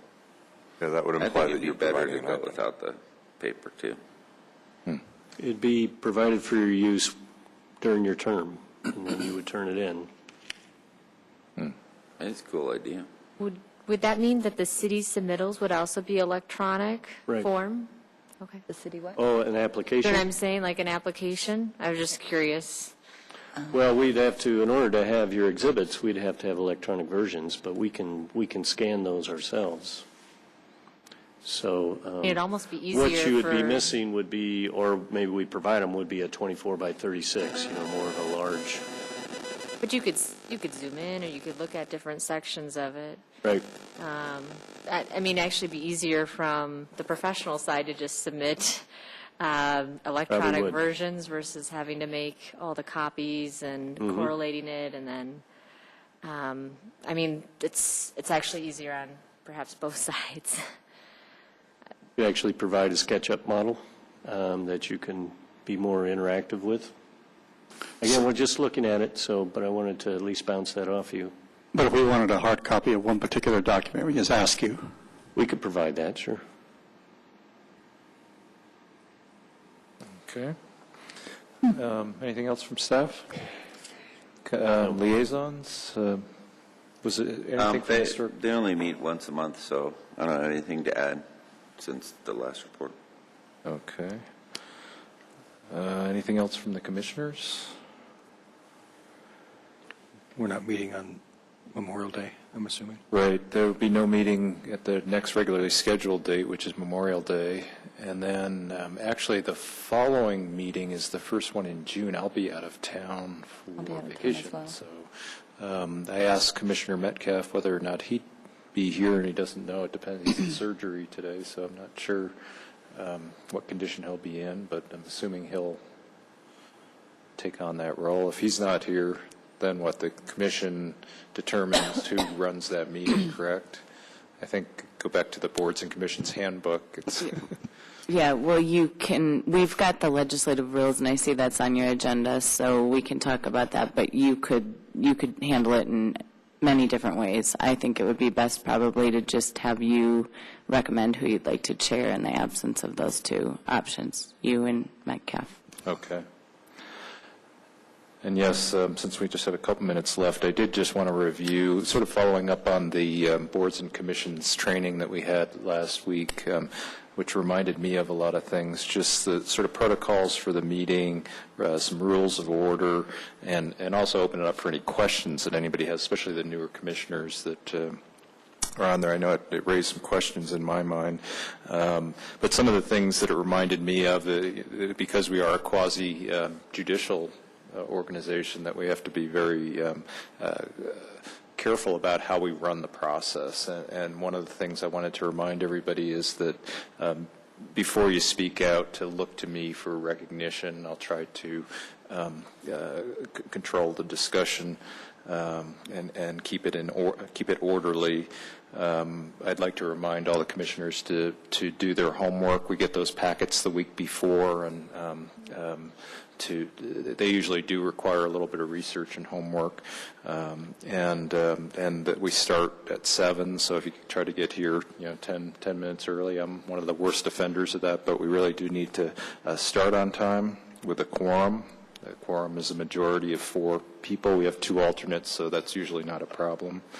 One of the questions that came up was the roles of the alternates in voting, and if the quorum is here, the alternates actually do not have a vote, as I understand it. But if they do have discussion items or even motions that they'd like to forward that are relevant to the matter at hand, they certainly can speak to that, and perhaps another commissioner could take it up as a motion or a suggestion. I'd ask you to review the policy on absences too, because it is something that they do. If you miss 3 in a row, I think, or 6 over the course of a year, the council could review whether or not you should remain on the commission. Let's see. There was some discussion about when discussion occurs, especially in the quasi-judicial hearing, public hearing, and what I read is that the discussion can happen anytime, at staff presentation, before the motion's made, after the motion's made. That can all be discussion, but I think mostly what we've seen is questions of staff that happen before the motion, and discussion happens after the motion, before the vote. And I think it's important that, and I learned that that we all have the same information, that we're not discussing it outside of this forum, and it's important for the public process and for all of us to, again, for the folks that are involved in the public hearing to know that we're all hearing the same thing at the same time. So with that, I think I'll open it up to any questions that anybody has. Actually, the other thing that I would point out from that training was when we vote and explaining our vote, it should be explained with facts and not subjective or outside information. So that was an important message that was driven home. I that understood day. that we don't necessarily need to explain the vote. Right. That's right. You're listening to testimony, you're asking questions, eliciting the type of information that you need to look at your criteria and then vote, but you don't need to explain your vote. But I have, and one of the kind of reactions I had to that was sometimes the reasoning behind our vote provides color or information that is brought to City Council, right? So, we even saw it today where Glenn shared, here were some of the reasons behind that. And so I think that's still valuable, but I think the message there is as long as, again, those comments are based on a fact or an observation rather than an opinion, right? Well, I think that when it goes to council, they're looking at how the whole body voted, so not what your individual reasoning is. I think to the extent you can stay away from explaining it at all is better. It's how the body voted, so it doesn't necessarily matter how you, as Commissioner Elrod, voted and why. But I am referring, so to use today as an example, so Glenn, on one of the comments earlier you said we as a body voted against the PDO process being revised, and one of the primary reasons is because it added to the process. So I think that's valuable information to share because there was so much discussion around it, but that was one of the key elements of it. And so again, there, it was, maybe that was, I think it was a fact. I mean, I think you guys did clearly lay out the process and showed it was an extra step. So I think in that case, it was a comment based on fact that was presented. But I think we do have to be careful when we do articulate that it's not discussions. You know how that sometimes happens? That that's a legislative issue that you're considering versus an applicant coming before you in the quasi-judicial setting where you're really going to get into problematic issues if you start explaining your vote. It's very different than a legislative issue. That's a good distinction.